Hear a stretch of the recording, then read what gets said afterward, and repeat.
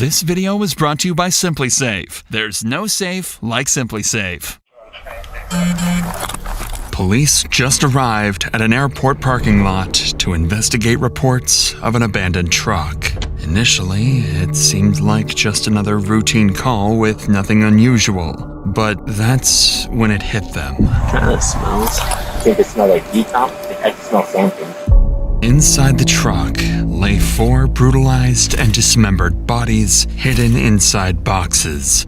What officers didn't know at the time is that 11 more bodies lay buried and hidden in remote areas of the state. An active, twisted serial killer was on the loose, and detectives were already months behind. You remember the last time you saw him? Maybe a couple of months ago. We don't care about anything else other than finding Matthew, Jennifer, and Justin. Whoever did that is our focus. I tied everything together yesterday when he did that. You know what I mean? Like, I know he lost them 3, man. I know he did. Taking these other 11, did you take them all to the same place? If you ever came back out to New Mexico, would you be willing to take us?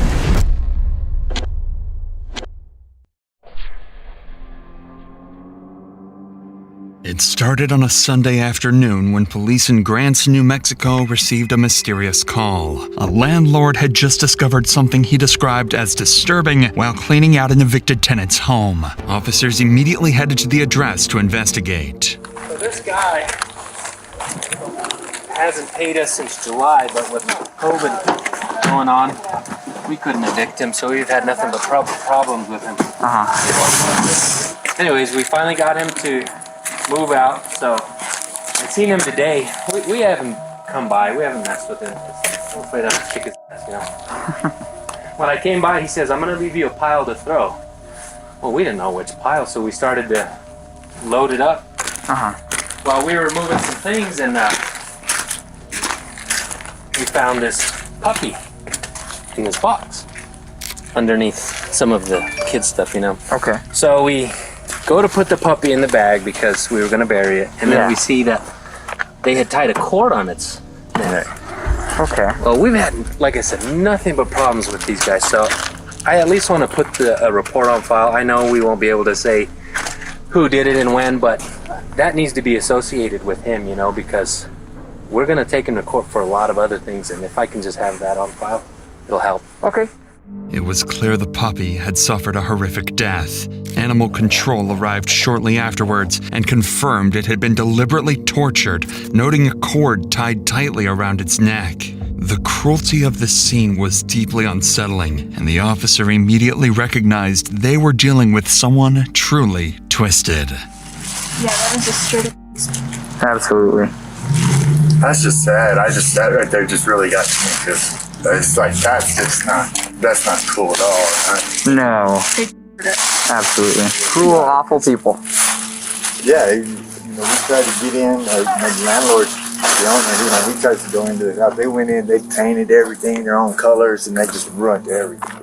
Unfortunately for investigators, the puppy was just the first body. And in the coming days, police would uncover more gruesome scenes, strange disappearances, and disturbing evidence pointing to something far more calculated than anyone expected.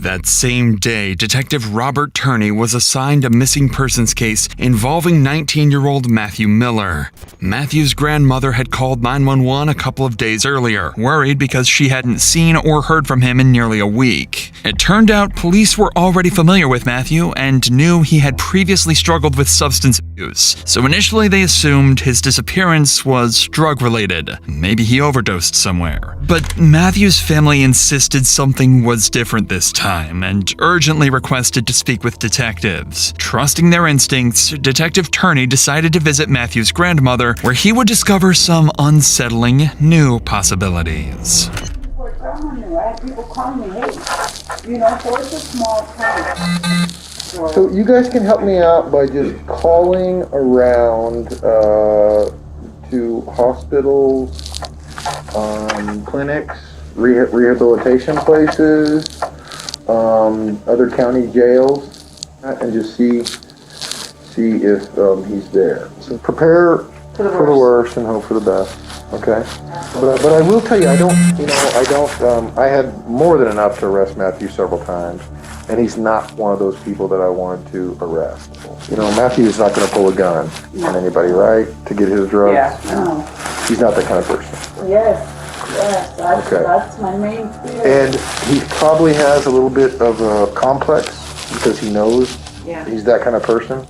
And so he's going to be real hesitant to reach out and tell you guys the actual truth about this person took advantage of me. Yeah, no, he wouldn't. You know what I'm saying? So just forgive him. All you can do is tell him you love him and you forgive him and go from there. After rehashing some information with Matthew's family, Detective Turney would go on to learn some critical details. Matthew's girlfriend told the family she saw him getting into a vehicle with several other people, including a blonde woman named Jennifer Lannon, someone Matthew had recently been spending time with. He also learned that Matthew often spent time with a close friend named Justin Mata and his girlfriend, Leonie Calzada. All three were known to use drugs together. Acting quickly on these promising new leads, police began searching locations Matthew was known to frequent, and soon enough, they located Matthew's Chevy Colorado truck parked and seemingly abandoned within a few blocks away from Leonie and Justin's residence. The truck was dirty, locked, and appeared to have been parked there for several days. Inside, detectives found clothing and personal belongings, as well as several unsettling items including a pair of rubber gloves and a shovel lying in the truck's bed. They also found multiple cell phones that were damaged in the front and back seats. It seemed clear Matthew hadn't intended to leave the truck there, and detectives sensed something wasn't right. Immediately, investigators canvassed the area and found surveillance cameras nearby, one of which captured Matthew's truck arriving at Leonie and Justin's address on January 26th, just 3 days before Matthew was reported missing. With these new alarming discoveries, Detective Turney knew the next logical step was to urgently speak with Matthew's friends, Justin Mata and Leonie Calzada, hoping they could shed some light on the situation. However, when they arrived at the couple's residence, they would quickly realize Matthew wasn't the only one missing.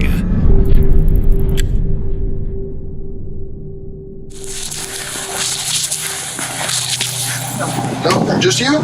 You sure? Okay, you okay if I come in? Hey, guy. Hey, My name's Robert. he's gone. He's gone. You gone? Yeah. Hey, buddy. Okay. This is Leonie Calzada, the girlfriend of Matthew's close friend, Justin Mata, and someone detectives suspected might know exactly what happened to Matthew. This is very, very important. We're looking for Matthew Miller. He's been missing for over 2 weeks. When was the last time he was here? Maybe a year ago, maybe? A year ago? When I first got this place, yeah. When I first got it, last January. He hasn't been here since then. Like I know it very well. What if I got video of his vehicle? Maybe Justin had him here, man. When I had him myself. Okay. When was the last time you saw him here? When he was in the place. Once you bring him over, I first got this place. A year ago? You think Justin would have? He would have, yeah, probably. When you weren't here? I wasn't here or I wasn't paying attention, yeah. Because they said all that, yeah. But he left on 17th and came back. And then 17th? That's a long time ago. Yeah, and then I went to talk to the guy in Kingman. He's like, yeah, they left each other during the night and they're in Arizona. Do you have any kind of way to contact Justin? You have a phone number? No, he just left him to go. Well, what's his phone number? Email, Facebook? He took my phone, it's not working. He took my phone, yeah. Took a wife, When's the last time you had any kind of communication with Justin? Justin? He said, go by Coke, so I'm gonna go by Coke. And then come back. What I would like to do, alright, is look around your house for any kind of evidence of Matthew Miller or any kind of foul play. I'm not looking for anything other than that. According to Leonie, her boyfriend, Justin, had also mysteriously vanished, and she hadn't seen him since January 17th, nearly 2 weeks before Matthew was even reported missing. But investigators knew something wasn't adding up when Leonie insisted she hadn't seen Matthew in nearly a year. Surveillance footage clearly showed Matthew's truck outside her residence just days before he disappeared. With their suspicion mounting, detectives decided to search Leonie's home, hoping to uncover whether she might be hiding something, or someone. Did you notice anything strange that happened around here? Did you notice anything different around here? Like signs of any kind of blood, needles? What about needles or fentanyl pills or anything like that? That's what he's using. I'm not sure though. Not pretty sure, but that's what the light stuff. Yeah. What's the gas? There's already. Okay, thank God. I can only find one person dead in a trunk per year. That's my max. Despite their best efforts, investigators found no signs of foul play or violence. Still, Detective Turney couldn't shake the feeling that something was overlooked, so he returned to speak briefly with Leone, unaware she'd drop a crucial clue.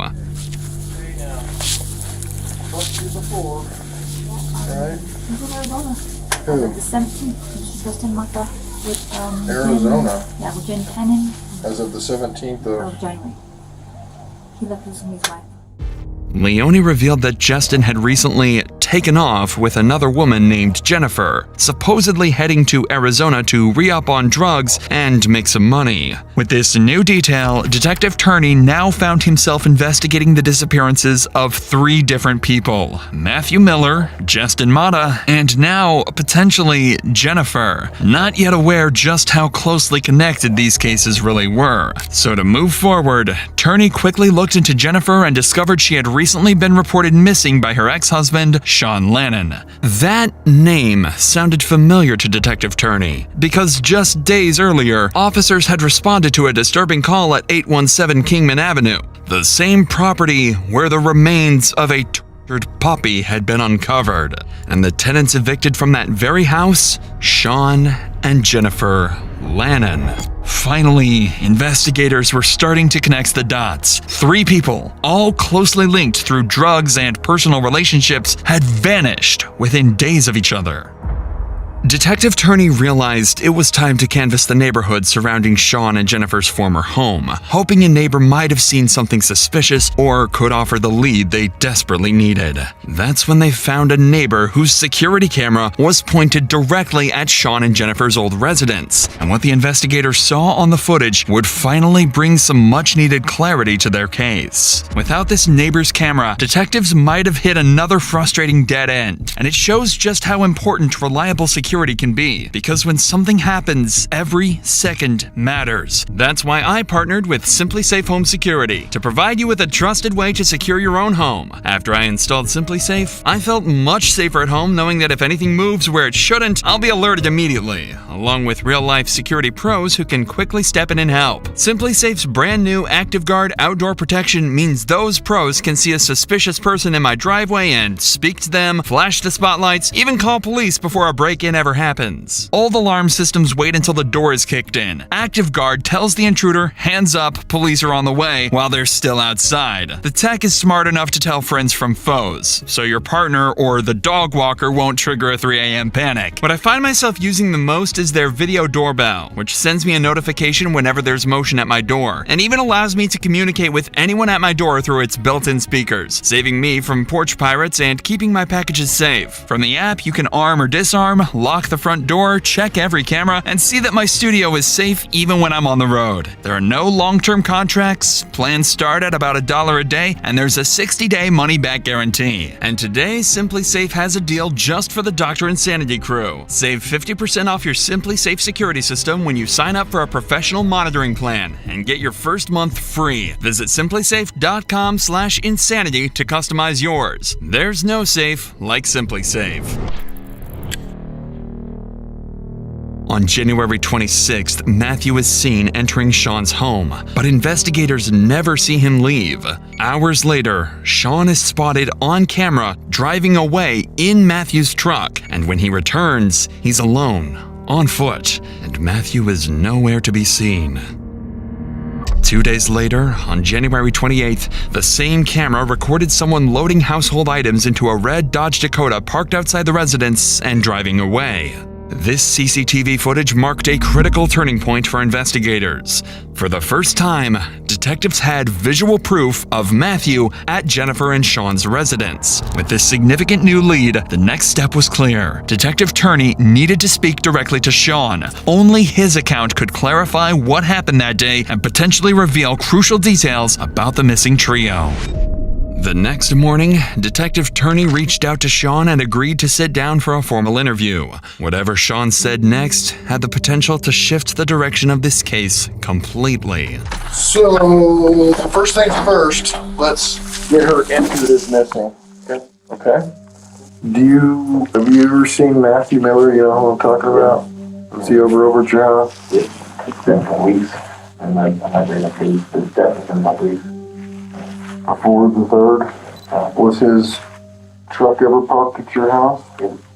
For more than like a day, overnight? I'm not sure. Have you ever driven his truck? Yeah. You've driven his truck? Yeah. When was the last time you drove his truck? A couple weeks ago. A couple of weeks ago? So, again, when did you find out that they split and took off to Arizona, ran away together, whatever? It was 7 weeks ago. Came back every week. Come back. Did you have anything to do with Jennifer's disappearance, Matthew's disappearance? I don't think Do they felt you think something bad happened to Matthew and Jennifer? I know Jennifer drug and choice used to be there when she came back with more bills than I could imagine anybody would have. She let those. Man, I just got a really, really bad feeling about all this. You I do. don't seem. I've been living in this circle for a minute. Has she ever done this before? Yeah. During the interview, Detective Turney notices something strange. Sean remains unnervingly calm, especially considering his ex-wife and the mother of his 3 young children has just vanished. Turney begins to question whether Sean is simply a bystander caught up in a tragic situation or if he knows more than he's letting on. The next day, Detective Turney would get his answer, as police received an unexpected call from a man named Josh Hall. Josh was an acquaintance of Matthew Miller and claimed he'd recently witnessed something that deeply concerned him, directly related to the strange disappearances. Investigators quickly arranged for a meeting with Josh, hoping his account would finally provide the breakthrough they were looking for. Hey man, what's going on with Matthew, man? That's my chick's cousin. Check this out, man. Check this out. That's all me. Check this out, man. Yesterday, alright, I was at Kelly's. Alright, Sean went to go talk to you. And I guess he had to go talk to you or something. Talk to cops. He goes in Kelly's in the garage, stashes the bag in the ceiling. Gun, jacked his wife's IDs, some clothes, some other shit. Everything, just stashes it there. Since he had to go talk to the cops. I was there. I was there. Sean killed all 3 of them motherfuckers, man. I'm telling you, he murked all 3 of them people, man. He's putting it off on Martha that he ran off and everything. Why in the Yes. I don't know, man. Kelly's like my sister. I know all it, you know. I killed all 3. I know he did, man. I know he did. He did, man. I'm telling you. Come on, they find the truck right by his house. You know what I'm saying? And he was throwing a trip over his, you know what I mean? Like, Martha was she his chick. Martha was there. How does he by himself get rid of the bodies? He's a smart man. He's kid. Come on, look how long they've been missing for. He just barely reported his wife missing. His wife's been missing since like the 23rd. Since last month, you know what I mean? She's been missing the same time Matt's been missing. And after he left and everything, went to go talk to you, Kelly went in there and opened that and everything. Was a strap, her IDs, some other personal stuff of hers, some clothes, and I don't know what she do with it. She wigged out. I had her with me the whole time. She was tripping. Oh. And then Danny Limos took off with it. He was there too when it Danny happened. Limos took the gun. Took the strap. What vehicle was Danny walking. walking? Yeah, he was walking. I'm telling you, man, like he tripped me out yesterday. That's how I tied everything together yesterday when he did that. You know what I mean? Like I know he lost them 3, man. I Oh, we did. Josh claims that Sean arrived at the residence of a woman named Kelly DeSoto, carrying a bag he carefully hid in the ceiling of her home before leaving to speak with detectives at the police station.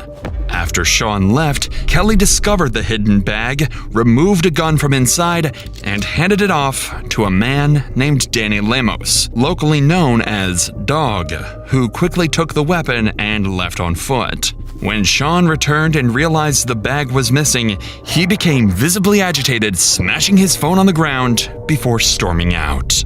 These troubling claims raised immediate suspicion around everyone involved, including two new persons of interest, Kelly DeSoto and Daniel Lemos, both closely associated with Sean and Jennifer based on Josh's statement. Danny Lemos was nowhere to be found at the time, so Detective Turney knew he urgently needed to verify Josh's account by speaking directly with Kelly, and more importantly, find out if she was hiding anything that could help connect the dots in this increasingly tangled case.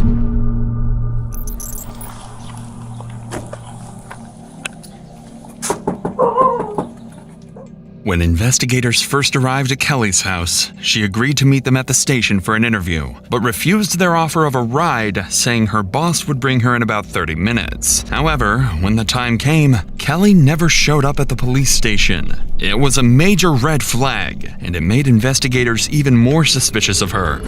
2 hours later, Detective Turney returned to her house, suspecting that Kelly might be stalling for time or trying to cover something up. Enough. It's Robert and Ben. The detectives. Hi. Ready? Michelle hasn't gotten here yet. So I talked to my lawyer, and he told me that I didn't have to go with you guys. You don't have to. What is it about? Can you tell me? It's about the disappearance of Who?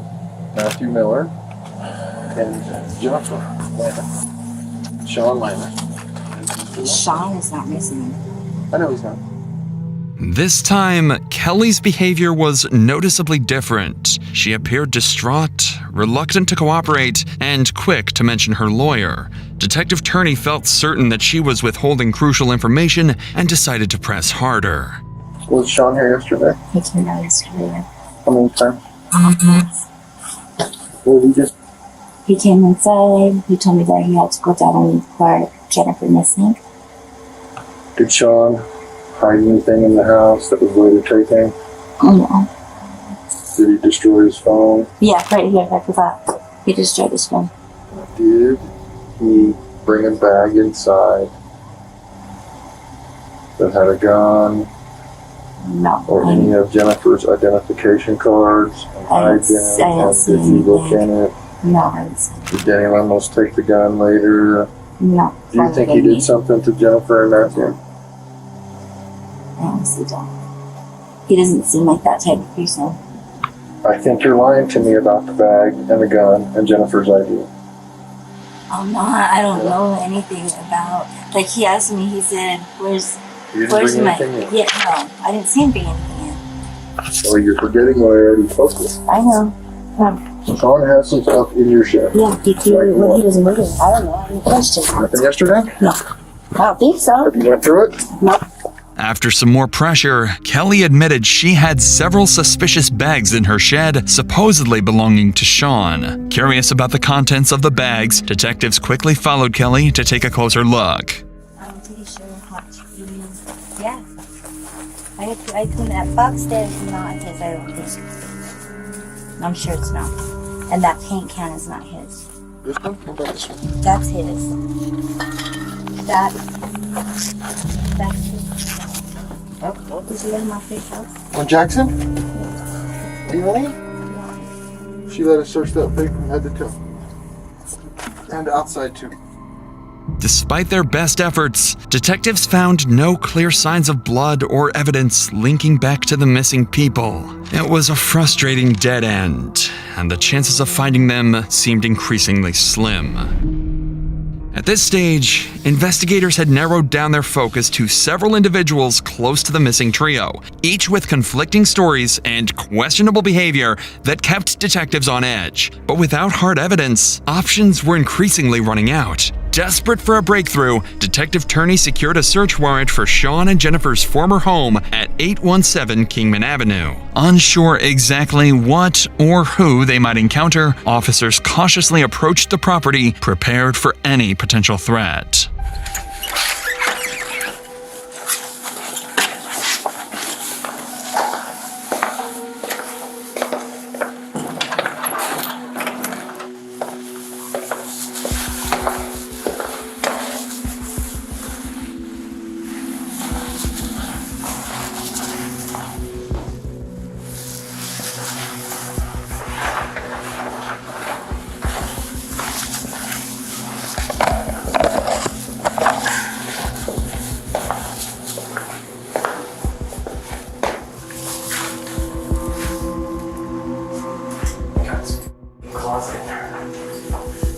Yet again, investigators were too late. The house had already undergone extensive renovations, carpets removed, drywall stripped, any potential evidence completely erased. Unbeknownst to investigators at the time, the critical evidence they desperately needed was sitting in an abandoned truck, miles away, just waiting to be discovered.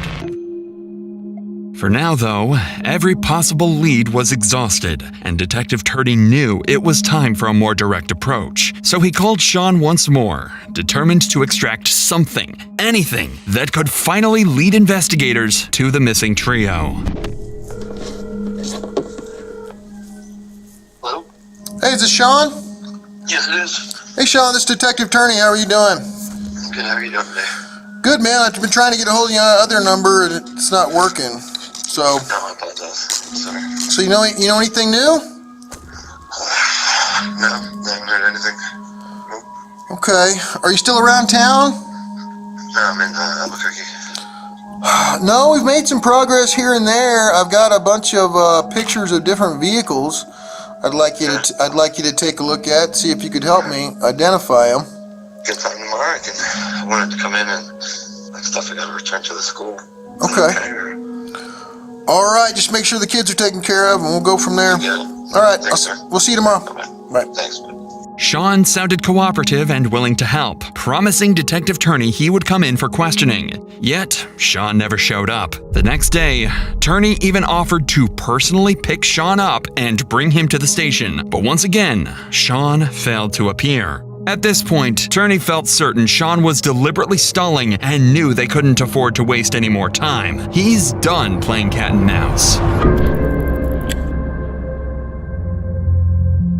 With the CCTV footage and witness statements pointing directly at Sean and Danny as crucial figures, Detective Turney knew he needed to bring them in for questioning. So investigators dug deeper into both men's backgrounds, and that's when they hit the jackpot. Sean had an outstanding warrant for missing a court appearance related to a 2020 assault and battery charge. It was the break they needed.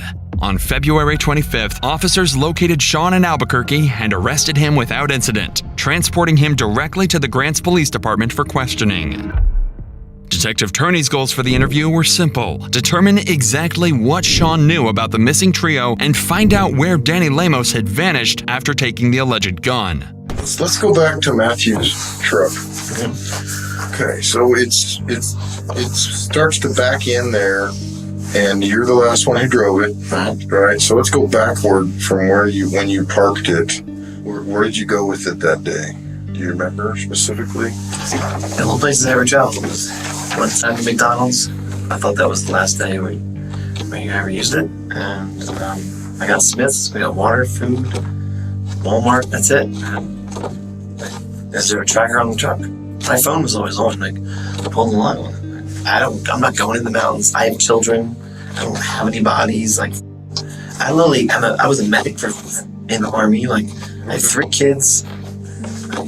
I don't think you're capable of doing something like this. I think you're very capable of defending yourself, though. An accident happens.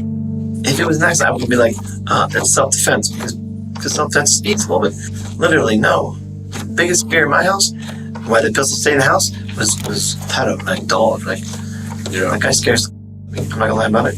Yeah. So. Who told you to park it there? Justin? Justin was there at the house, talking with, like, they're all chewing on the super. Who's all there? Jennifer, Justin, and Matthew. And he gets a boatload of pills from him. And they're like, we're going to go score. I mean, they had no money, nothing. So you take the truck and the kids. No, they leave the truck. And literally, I'm like, well, I need to go. Like, can I get some fucking groceries or some shit? Okay. And literally, I'm like, what do we do with the truck? He's like, leave it. I'm like, yeah, leave the shit here. Like, no. I was like, you're not going to park in front. No, I need to go to the dumpsters. I need to go to McDonald's for water. You know. And so they told you in the house, when you're done with it, to park it at the Lubbock Apartments. Matthew wanted to park it down the street. He says, no, my buddy's over there near the apartments. Just leave it there. As the interview continued, Sean seemed to have an answer for everything, including the CCTV footage, claiming he only moved the truck at Matthew and Justin's request. He also appeared to casually downplay the entire incident, insisting the trio's disappearances were simply part of a drug-related business venture, nothing criminal. But Detective Turney wasn't buying it. He knew Sean's explanation didn't match witness statements, and his earlier actions were too suspicious to ignore. But without solid proof, Turney couldn't directly refute Sean's story. So, to move forward, Detective Turney changed tactics. He decided to deliberately introduce Danny Lemos into the conversation, offering Sean an easy scapegoat. If Sean took the bait, Turney might finally uncover what Sean was hiding, or at least gain insight into what really happened to the missing trio. Did Danny kill him? I have no idea. I literally spent most of my time with the kids. If I had to guess who would kill him, it would be the guy saying, if I'm going to dispose of bodies, I'm going to put him in my pig. And he showed me the pig one day because I was helping him at his house. This is... Oh, Sean. I don't have any answers for Matthew. I don't know much about him. Talk to Dog. If someone's going to move a body and put it somewhere, my guess, the creepy dude that talks about pigs with everything but eyeballs. I'm like, who would know that? Like, this dude's... I'm scared of dog. So... But my kids are scared of dog. I'm scared of dog. I don't know what the fuck I'm afraid of it. I'm ashamed of it. But we hid in the house. We didn't go anywhere. I definitely didn't leave my kids for 5 hours. Because I didn't find the blood for the other one.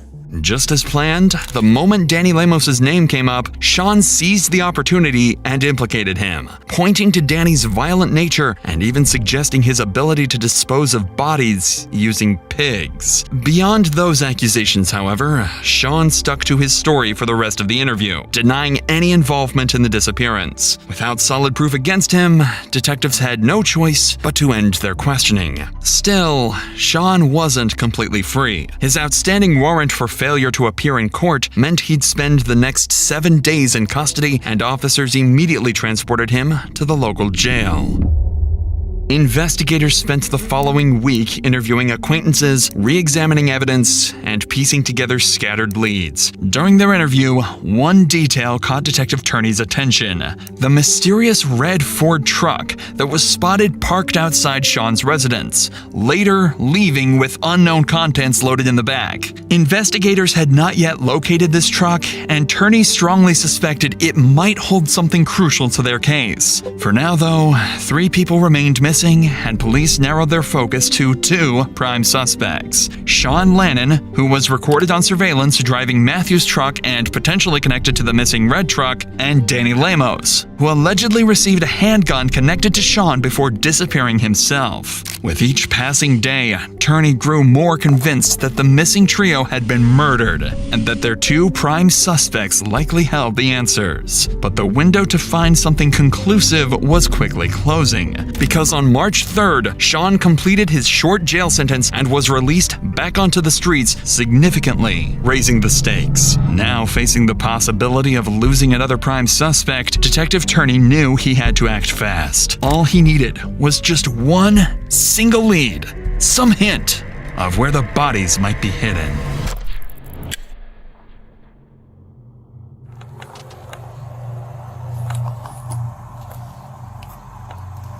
On March 5th, officers received a call from the security at Albuquerque's Sunport Airport about an abandoned red Ford Ranger, eerily similar to the one from surveillance footage gathered during the investigation. What officers found inside would confirm the gruesome truth they'd been searching for.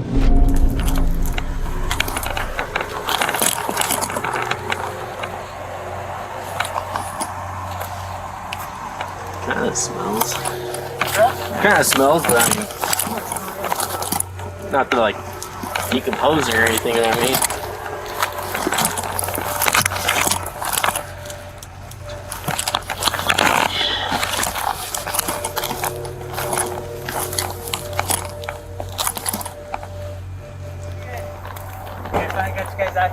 Yeah. We called it in by 1:30, but they said they didn't want to send anybody out here. There's a pretty foul smell coming from the vehicle. Yeah. Every so often. I don't know if you noticed. Yeah, I can't really tell what it was. It didn't really sound like. I couldn't really think it smelled like decomp body or something like that, but I don't know.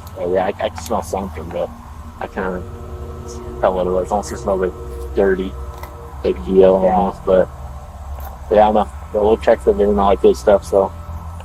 In the back of the truck were several sealed storage bins, emitting an unmistakable smell of decay. And inside were the dismembered bodies of Jennifer Lannon, Matthew Miller, and Justin Mata. Jennifer had been shot at close range in the head. Justin had also suffered a gunshot wound to the head, along with severe blunt force injuries. And Matthew's body showed clear signs of massive head trauma, evidence he'd also been beaten to death. But the horrors didn't end there. Hidden beneath a tarp in the passenger seat was yet another body. Randall Apostolon, the truck's owner. His body showed signs of severe blunt force trauma, and a bloodied hammer found nearby was clearly the weapon used to kill him. Investigators found more disturbing evidence inside the truck. Multiple serrated knives stained with dried blood, a handsaw, and several pairs of industrial gloves, all clearly pointing to a calculated, cold-blooded murder. It was still unclear to investigators why Randall had been murdered or how his death was connected to the other three, but they wouldn't have to wait long to find out. Detectives urgently turned to the Albuquerque airport's surveillance cameras, knowing the truck hadn't driven itself there, and it didn't take long before they spotted exactly who they were looking for. On March 3, 2021, just 2 days before the gruesome discovery, the airport's cameras captured Sean Lannon driving the truck into the airport parking lot, exiting the vehicle, and leaving behind the bodies of his 4 victims. Finally, detectives found their killer. It was time to track Sean down and bring him in. On the same day the bodies were discovered, police urgently scrambled to track down Sean Lannon, but it was already too late. Sean had slipped out of Albuquerque and vanished. Immediately, the U.S. Marshals issued a nationwide alert, believing Sean posed an active threat and was possibly on a violent crime spree. Authorities across multiple states joined the manhunt to track him down before anyone else was harmed. Then, on March 9th, Detective Turney received a disturbing call. U.S. Marshals informed him that Sean Lannon was now wanted in connection to another murder, this one committed just a day earlier in New Jersey. Authorities had linked Sean to the murder of Michael Debkowski through witness statements and surveillance footage that placed him directly at the scene. A quick background check also revealed the victim wasn't a random target. Debkowski was someone Sean had personally known for many years. It was an alarming detail that made it clear Sean's violent spree was far from over. Now, with 5 bodies discovered and a serial killer on the loose, police knew anyone in Sean Lannon's circle could be next, and they had to act fast. Federal authorities urgently tracked Sean's movements, closely monitoring surveillance footage and cell phone data. And finally, on the morning of March 10th, U.S. Marshals pinpointed Sean's location in St. Louis, Missouri, and they quickly moved in and captured him without incident. Sean Lannon was immediately extradited back to New Jersey, finally putting an end to his killing spree. By now, the evidence against Sean Lannon was overwhelming. Investigators had more than enough to charge him, but there were still critical questions that only Sean could answer. They still needed to understand exactly why he committed these horrific murders and determine whether he acted alone or if others helped him carry out and conceal evidence. When Detective Turney sat down face to face with Sean, he expected more lies and deception, but surprisingly, Sean didn't resist or deny anything. Instead, he resigned to his fate, openly admitting he was tired of running and knew his capture was inevitable. In his own words, he simply wanted it to be over. So, with nothing left to hide, Sean would give detectives exactly what they hoped for. A chilling, detailed account of the murders and the twisted reasons behind each one. Jen was already out with her. Wasn't enough to take her life. So she wanted me to make sure she went too, for sure. Because I realized she was breathing. She wasn't gonna OD. I went in the other room, psyched myself up, repeating that kind of emotionally charged statement of, "You killed the Garrison baby." So I had nothing maneuver to do it. I put the pistol on her head, and I pulled the trigger. Threw it all. A couple seconds later, I was positioned on the bed too. I put the pistol in my mouth. Put the handle up. Just slipped past my teeth. My son cried out. I was like, what the f do I do now? Pull the trigger, kid's gonna see both of our hands went off. And rolled up so the rounds out of the gun, put it in the dresser. Closed the bedroom door, got the kids normal. Set them up to be in the other room. We didn't have a vehicle. My John's boyfriend drove in the truck on the car ride. So I pretty much slid her into a storage bin, a long one. The sheets that were around her, the bedding was in the bag, in the box too. A day later, I tried to dismember her to put her in containers. It didn't work. It was awful and traumatic. Just thinking about it still haunts me. I knew I was living on borrowed time at that point, so I needed to get my kids somewhere safe for the coat. So I continued with packing everything up, all the while still baiting just a month. He's responsible for the drugging and doing that to my kids. It took like a week. I came to the house. So I was in the laundry room, connected to the garage. That's where I killed him. Just before I killed him, he offered up a trade. His phone had pictures of Shawn Michael standing there naked in my living room. I don't know what his name was, the boy, or Matthew Miller, whatever that his name is, with his on my son's shoulders. I was like, "Who sent you this picture?" He's like, "I don't know it's real." He's like, "I took the picture." I was like, "Well, you took that picture."